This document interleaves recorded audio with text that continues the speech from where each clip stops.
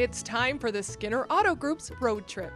Don't forget to stop into Skinner Sales in Herkimer to check out Roger's new laser wheel alignment system and get a free alignment check. With this incredible winter we're having, our featured vehicle is the powerful Ford F-250, which makes easy work of all this snow. On the Mohawk Valley, let's see what we can see. This week we return to Dolgeville to learn more about its history and manufacturing. The mills were the lifeblood of this community, and in the center was the Dolgeville Felt Mill. After over 120 years of operation, in the year 2000, the mill was abandoned and left vacant until it was purchased by new owners with a vision. The initial part of being here was to restore the building, so it wasn't to actually put a business in. So after we restored the building, then we said, now what? So we ended up putting an antique mall because it seemed to be the fitting thing to do with the history and everything of the town. Well, Alfred Dolge came here from Germany and started a felt factory. He wanted to make the best felt in the world, and he started a felt factory, and out of that they did piano sounding boards and hammers. And he started the first kindergarten in town. He started the first gymnasium around here. And he also had the first electricity of anywhere in the world. So he was quite an entrepreneur, a smart businessman. He was a capitalist, and it's not a bad word. It's really a good thing in a sense.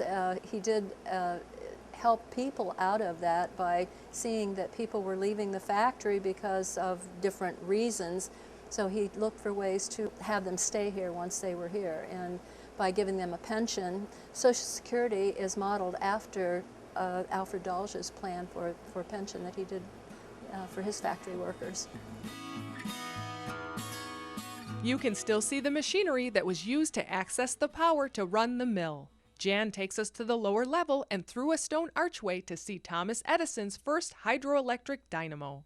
The water from the East Canada Creek is fed through the turbine to create electrical power. This turbine once supplied power to the entire village. I'm standing in front of the new, but right next to it is the old. This is the original from 1881.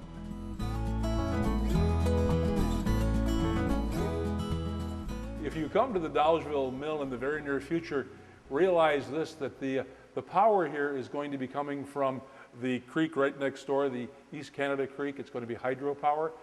And believe it or not, the very first electricity produced in the world was right here in Dolgeville, and it was with the Edison dynamo. It's been so long since I've touched the soil, smelled the wild flowers growing.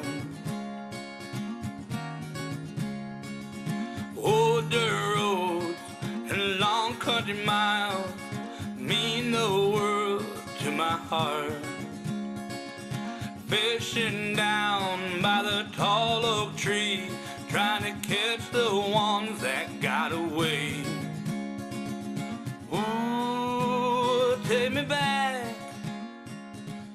Alfred Dolge arrived in the village in 1874, and by 1881, the population had grown from 325 to about 1,500 people. Not only did he bring jobs, but he brought an earnings-sharing system, a pension fund, sick fund, and combined insurance to his employees. We travel over the East Canada Creek to where Dolge built his home. His magnificent mansion overlooked the powerful creek and his felt mill. So you don't have any dough, you don't even have pockets, but you got your baby around your neck and a locket. The interior is trimmed in local wood. Mr. Dolge had the finest craftsmen from Germany carve intricate designs everywhere you look. And the wheel spins, round it goes, where it's gonna stop, nobody knows.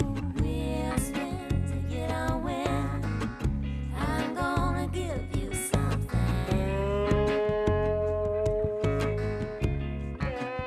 I'm in the Alfred Dolge home, and it overlooks the mill. He spared absolutely no expense here. every room you go into, there's wood, carved wood, from ceiling to parquet floor. It's unlike anything I've seen anywhere in this part of the country. There are porches on every side of the house, and the serenity here.